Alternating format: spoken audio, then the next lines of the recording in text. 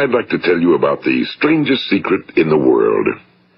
Some years ago, the late Nobel Prize-winning Dr. Albert Schweitzer was being interviewed in London, and a reporter asked him, "Doctor, what's wrong with men today?" And the great doctor was silent a moment, and then he said, "Men simply don't think." It's about this that I want to talk with you.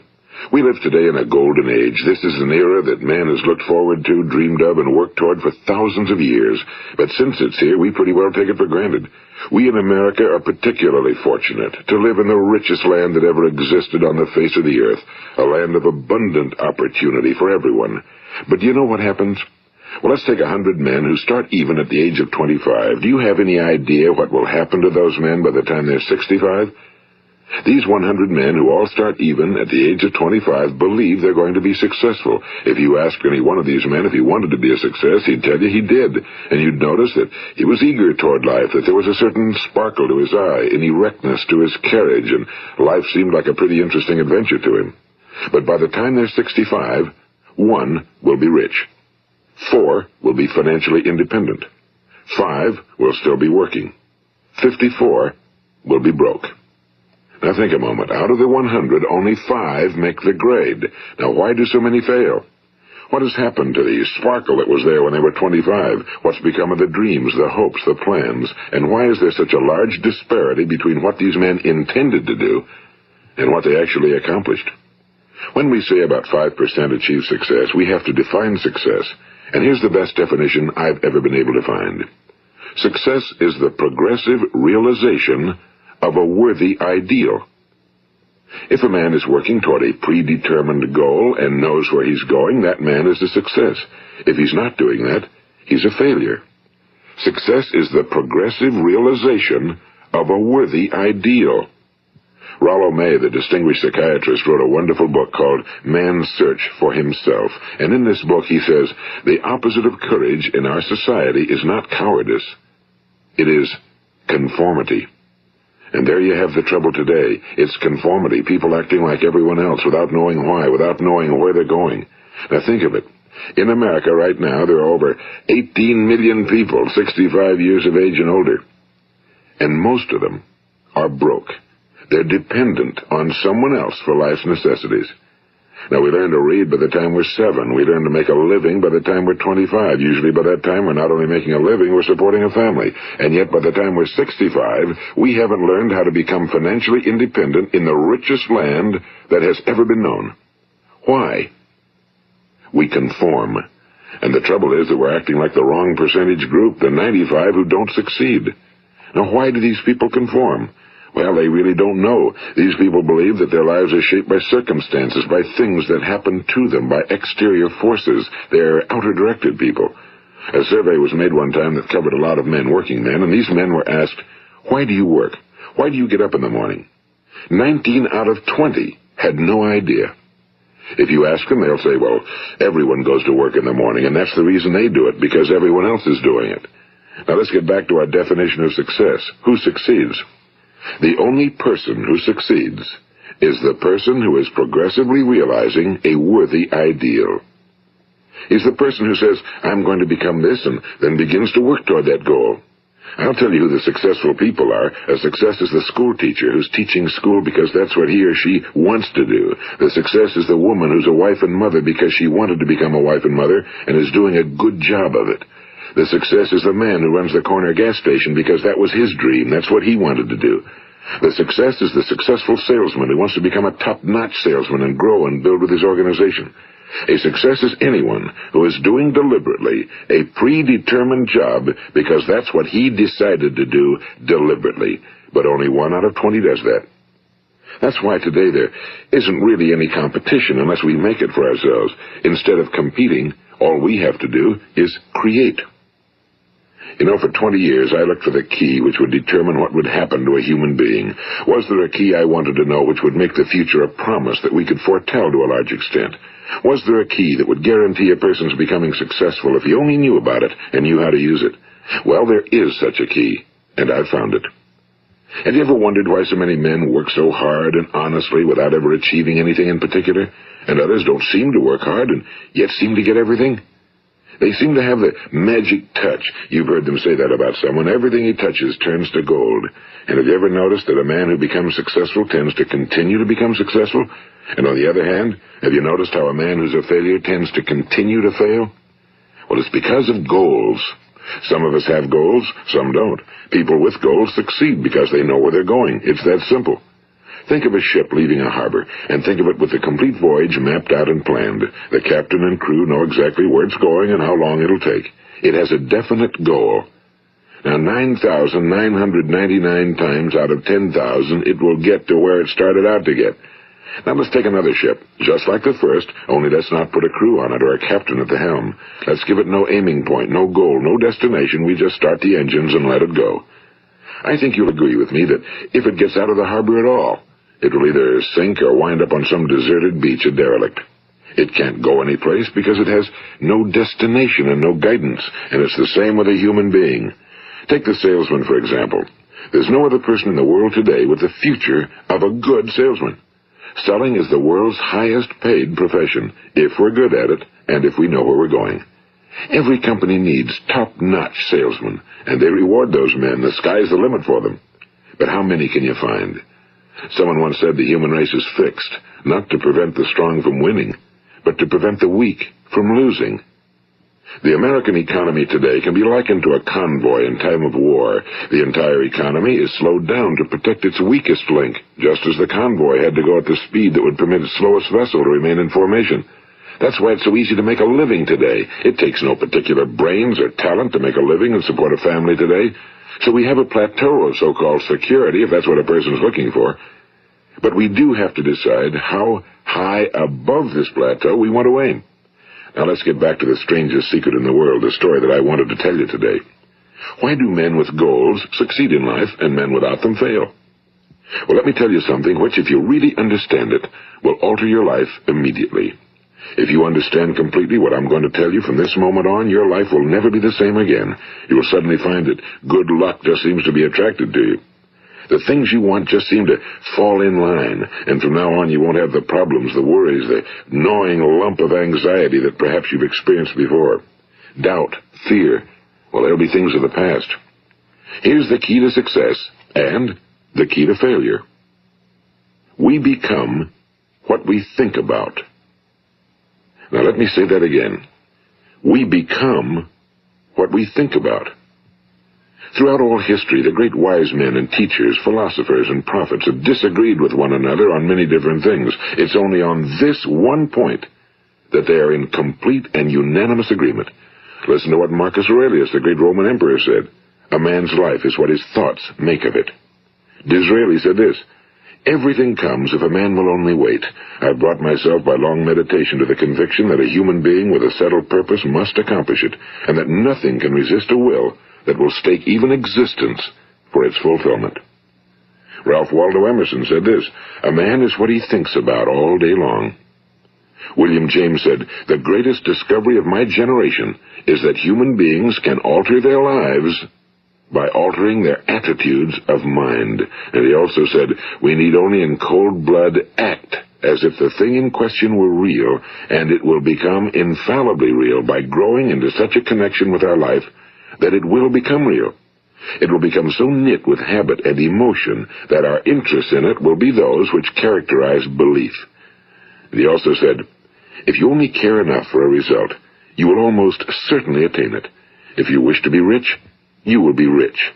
If you wish to be learned, you will be learned. If you wish to be good, you will be good. Only you must then really wish these things and wish them exclusively, and not wish at the same time 100 other incompatible things just as strongly. In the Bible, you read in Mark 9:23, if thou canst believe, all things are possible to him that believeth.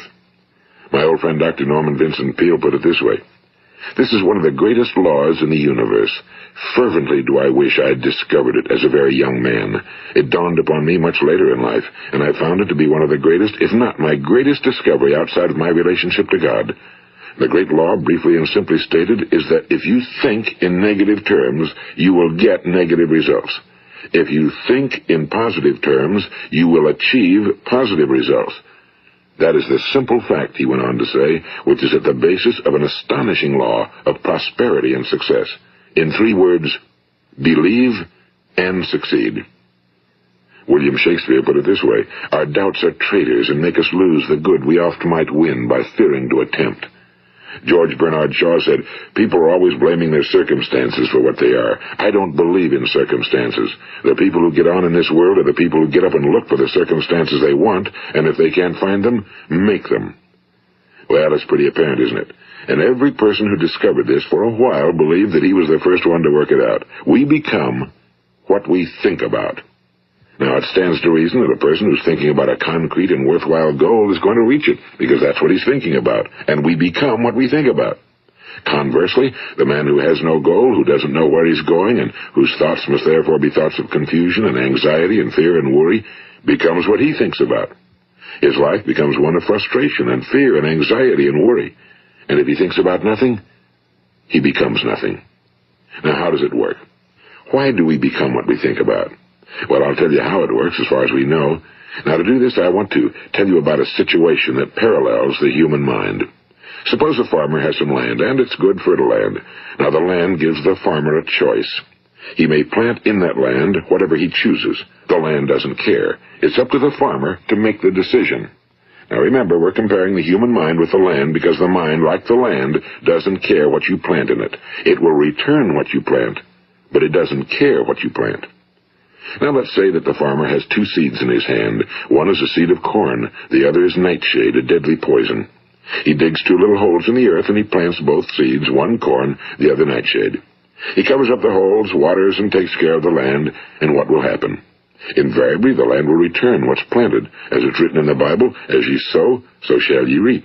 Now remember, the land doesn't care. It'll return poison in just as wonderful abundance as it will corn. So up come the 2 plants, one corn, one poison. Now, the human mind is far more fertile, far more incredible and mysterious than the land, but it works the same way. It doesn't care what we plant. Success, failure. A concrete, worthwhile goal, or confusion. Misunderstanding, fear, anxiety, and so on. But what we plant, it must return to us.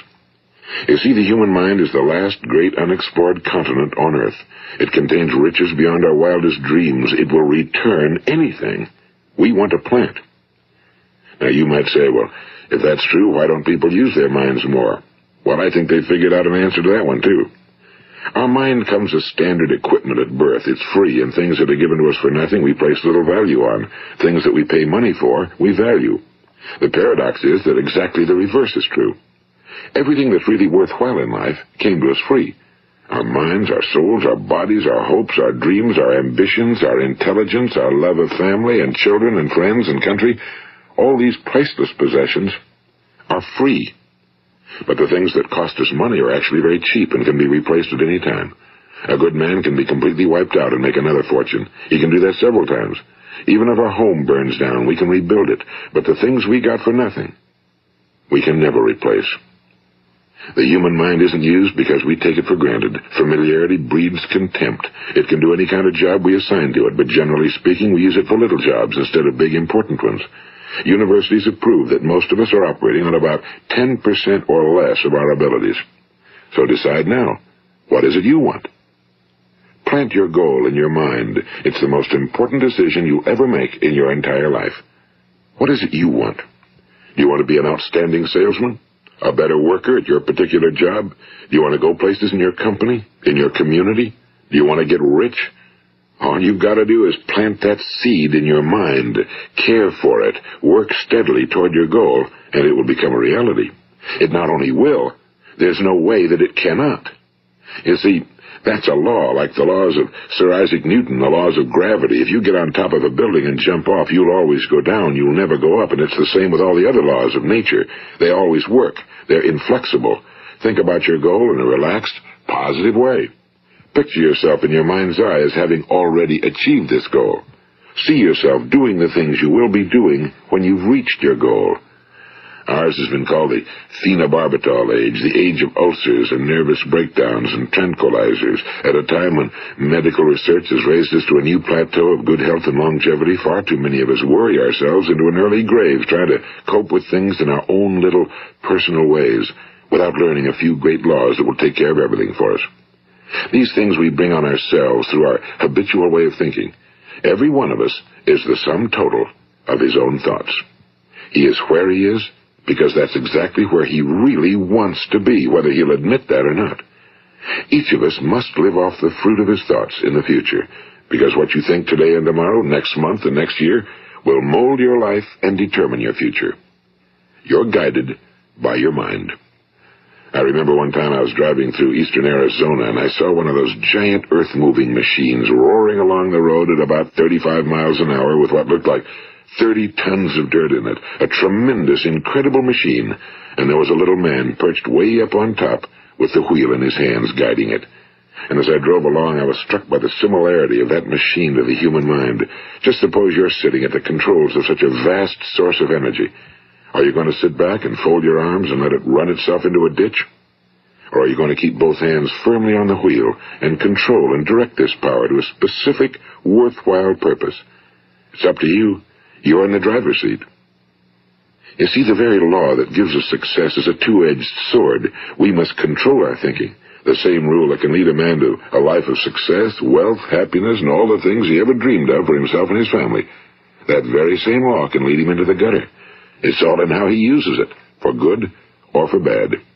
This is the strangest secret in the world. Now, why do I say it's strange, and why do I call it a secret? Actually, it isn't a secret at all. It was first promulgated by some of the earliest wise men, and it appears again and again throughout the Bible, but very few people have learned it, understand it. That's why it's strange, and why for some equally strange reason it virtually remains a secret. I believe that you could go out and walk down the main street of your town and ask one man after another what the secret of success is, and you probably wouldn't run into one man in a month who could tell you. Now, this information is enormously valuable to us if we really understand it and apply it. It's valuable to us not only for our own lives, but the lives of those around us, our families, employees, associates, and friends. Life should be an exciting adventure. It should never be a bore. A man should live fully, be alive. He should be glad to get out of bed in the morning. He should be doing a job he likes to do because he does it well. One time I heard Grove Patterson, the great late editor-in-chief of the Toledo Daily Blade, make a speech, and as he concluded his speech, he said something I've never forgotten. He said, "My years in the newspaper business have convinced me of several things. Among them, that people are basically good, and that we came from someplace, and we're going someplace. So we should make our time here an exciting adventure. The architect of the universe didn't build a stairway leading nowhere." And the greatest teacher of all, the carpenter from the plains of Galilee, gave us the secret time and time again. As ye believe, so shall it be done unto you. I've explained the strangest secret in the world and how it works. Now, on this side, I want to explain how you can prove to yourself the enormous returns possible in your own life by putting this secret to a practical test. I want you to make a test that will last 30 days. It isn't going to be easy, but if you'll give it a good try, it will completely change your life for the better. Now, back in the 17th century, Sir Isaac Newton, the English mathematician and natural philosopher, gave us some natural laws of physics which apply as much to human beings as they do to the movement of bodies in the universe. And one of these laws is that for every action, there is an equal and opposite reaction. Simply stated, as it applies to you and me, it means we can achieve nothing without paying the price. The results of your 30-day experiment will be in direct proportion to the effort you put forth. To be a doctor, you must pay the price of long years of difficult study. To be successful in selling, and remember that each of us succeeds to the extent of his ability to sell. Selling our families on our ideas, selling education in schools, selling our children on the advantages of living the good and honest life, selling our associates and employees on the importance of being exceptional people. To, of course, the profession of selling itself. But to be successful in selling our way to the good life, we must be willing to pay the price. Now, what is that price? Well, it's many things. First, it's understanding emotionally, as well as intellectually, that we literally become what we think about, that we must control our thoughts if we're to control our lives. It's understanding fully that as ye sow, so shall ye reap. Second, it's cutting away all fetters from the mind and permitting it to soar as it was divinely designed to do. It's the realization that your limitations are self-imposed and that the opportunities for you today are enormous beyond belief. It's rising above narrow-minded pettiness and prejudice. And third, it's using all your courage to force yourself to think positively on your own problem, to set a definite and clearly defined goal for yourself, to let your marvelous mind think about your goal from all possible angles, to let your imagination speculate freely upon many different possible solutions, to refuse to believe that there are any circumstances sufficiently strong to defeat you in the accomplishment of your purpose, to act promptly and decisively when your course is clear, and to keep constantly aware of the fact that you are, at this moment, standing in the middle of your own acres of diamonds, as Russell Conwell used to point out. And fourth, save at least 10% of every dollar you earn. It's also remembering that no matter what your present job, it has enormous possibilities, if you're willing to pay the price. Now let's just go over the important points in the price each of us must pay to achieve the wonderful life that can be ours. It is, of course, worth any price. 1. You will become what you think about. 2. Remember the word imagination and let your mind begin to soar. 3. Courage. Concentrate on your goal every day. 4. Save 10% of what you earn. And 5. Action. Ideas are worthless unless we act on them. Now, I'll try to outline the 30-day test I want you to make. Keep in mind that you have nothing to lose by making this test and everything you could possibly want to gain. There are 2 things that may be said of everyone. Each of us wants something, and each of us is afraid of something. I want you to write on a card what it is you want more than anything else. It may be more money. Perhaps you'd like to double your income or make a specific amount of money. It may be a beautiful home. It may be success at your job. It may be a particular position in life. It could be a more harmonious family. Each of us wants something.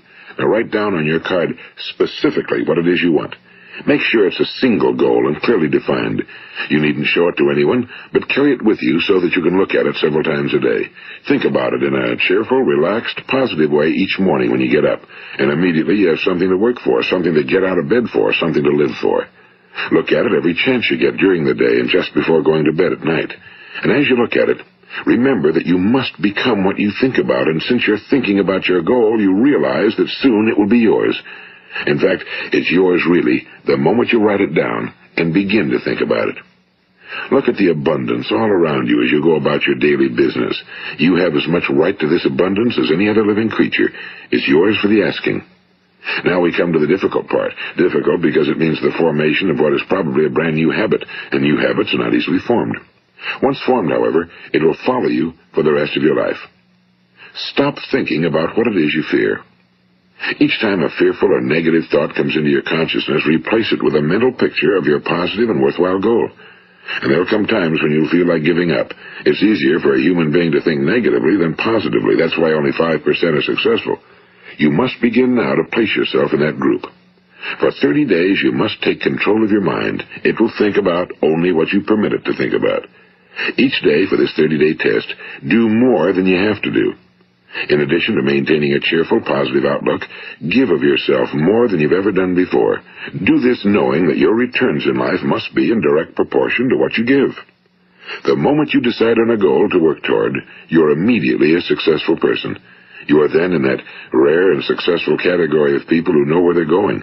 Out of every 100 people, you belong to the top 5. Don't concern yourself too much with how you're going to achieve your goal. Leave that completely to a power greater than yourself. All you have to do is know where you're going. The answers will come to you of their own accord and at the right time. Remember these words from the Sermon on the Mount, and remember them well. Keep them constantly before you this month of your test.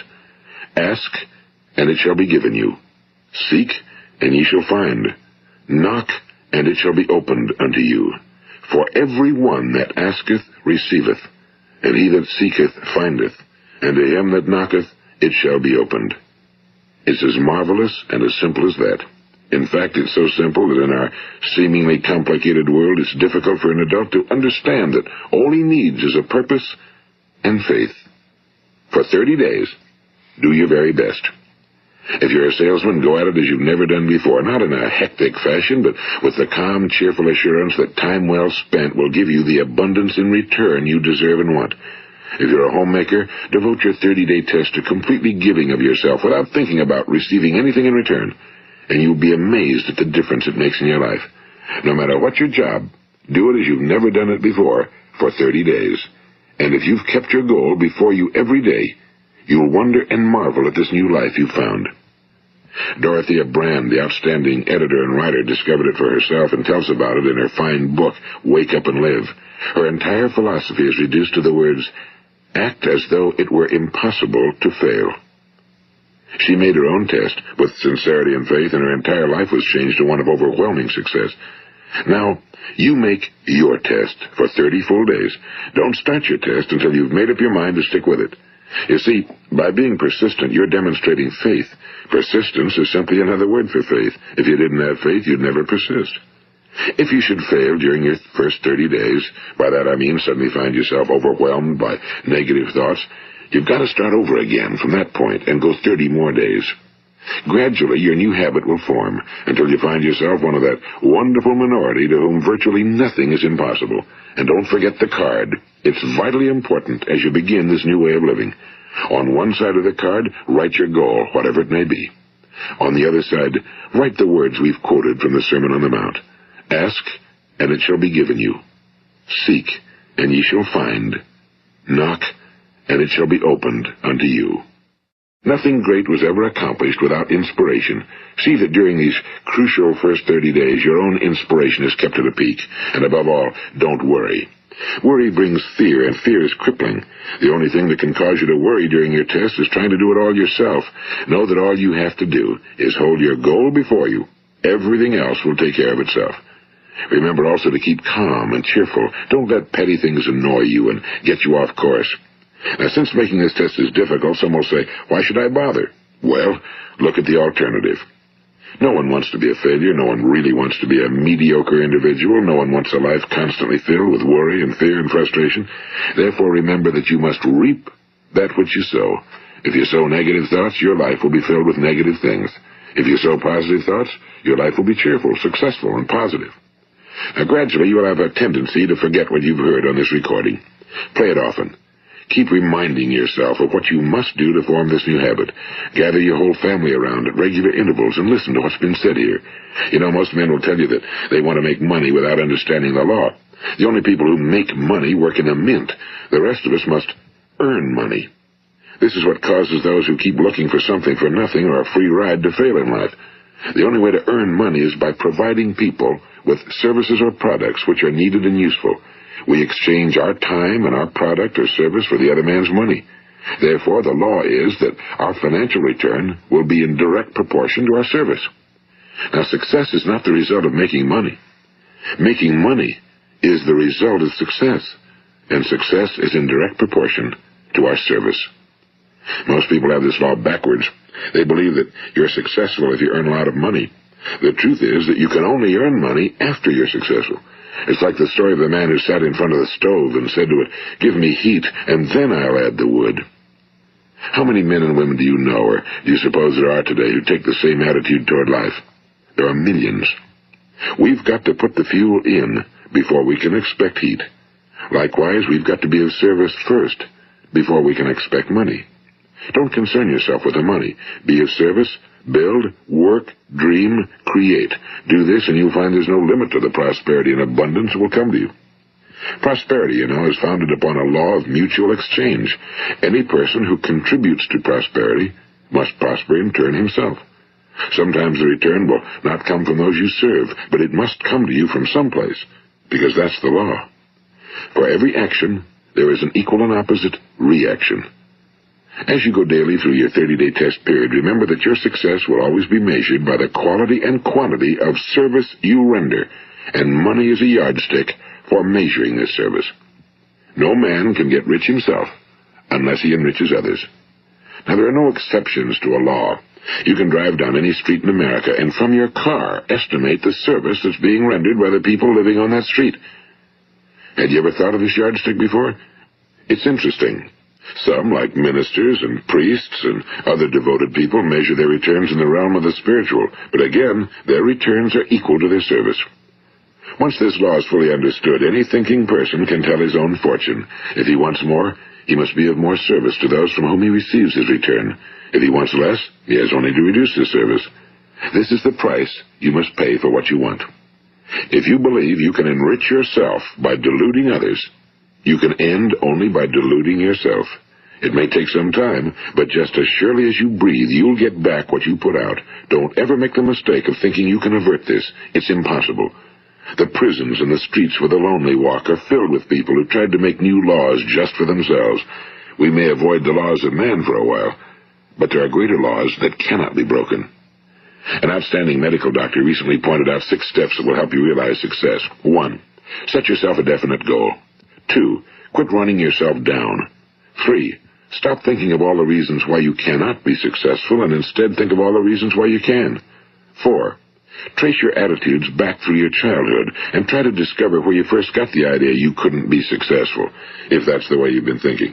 5. Change the image you have of yourself by writing out a description of the person you would like to be. And 6. Act the part of the successful person you have decided to become. The doctor who wrote those words is a noted West Coast psychiatrist, Dr. David Harold Fink. Do what the experts since the dawn of recorded history have told you you must do. Pay the price by becoming the person you want to become. It's not nearly as difficult as living unsuccessfully. Make your 30-day test, then repeat it again, and each time it will become more a part of you until you'll wonder how you could ever have lived any other way. Live this new way and the floodgates of abundance will open and pour over you more riches than you may have dreamed existed. Money? Yes, lots of it. But what's more important, you'll have peace. You'll be in that wonderful minority who lead calm, cheerful, successful lives. Start today. You have nothing to lose, but you have a whole life to win. This is Earl Nightingale, and thank you.